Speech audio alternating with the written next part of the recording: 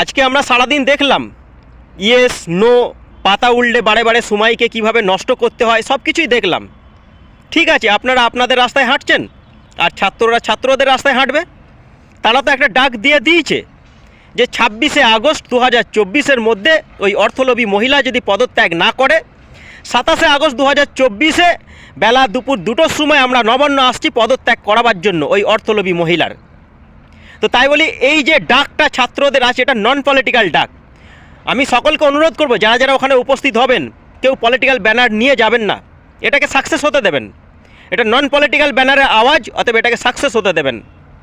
আর আমি সকলকে অনুরোধ করবো যে সকলে আসবেন, এখানে সকলের স্বার্থ জড়িয়ে আছে।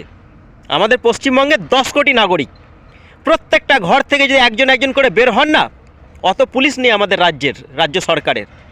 অতএব আমাদের একটাই দফা, একটাই দাবি, দফা 1 দাবি 1, ওই অর্থলোভী মহিলা